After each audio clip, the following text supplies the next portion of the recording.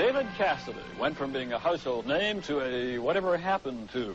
Well, Canada AM's Leora Eisen found out what happened to the former teen idol when she met with him recently. I think I love you. He was a heartthrob by age 20 and a millionaire by age 21. David Cassidy was the superstar sibling of the Partridge Family until he disappeared from the limelight in 1975.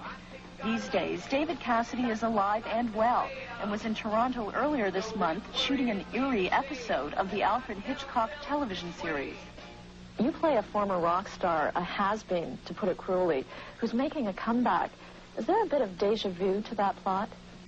Well, there's a lot of this guy that I can understand and relate to. And in fact, in the reading, he is a guy who wasn't a real idol. And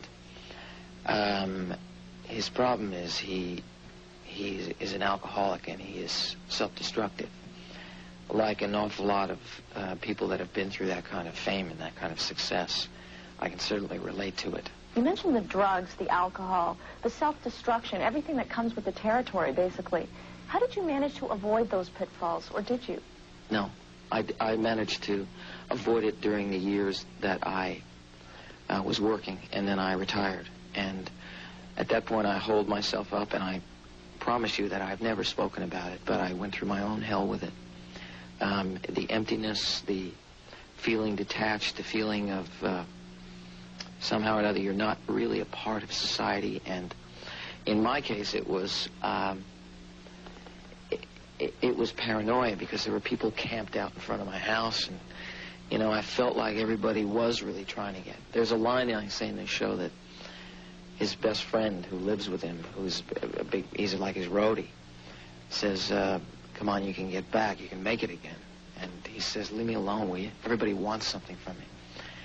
And I think that's true. I think that I felt somehow everybody wanted a piece of me, you know. So it's difficult to go through also at such a young age as I did, you know. You're never prepared for that kind of success. And you never come out of it the same. It took me a long time to spin out of that darkness. But as an actor, it really has helped me doing this Hitchcock. So. Now, can Hollywood be a cruel place to people who were extremely famous, and then, as you say, you dropped out for a couple of years? Well, I'm still famous. People just look upon me as someone who I think I shunned my fame, and I shunned success, and I shunned Hollywood.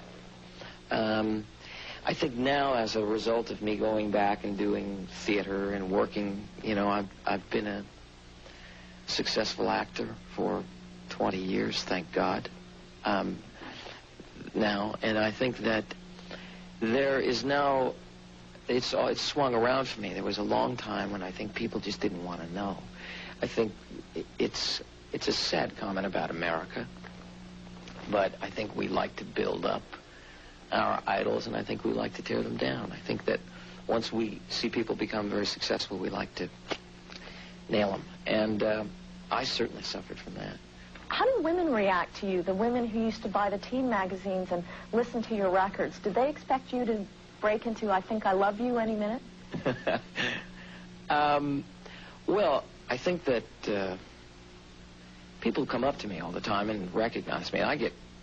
I'm actually very flattered that I had a real impression upon a generation of people, and I hear it all the time. I get, for all of the work that I did and have done in my life, I get a lot of feedback from that.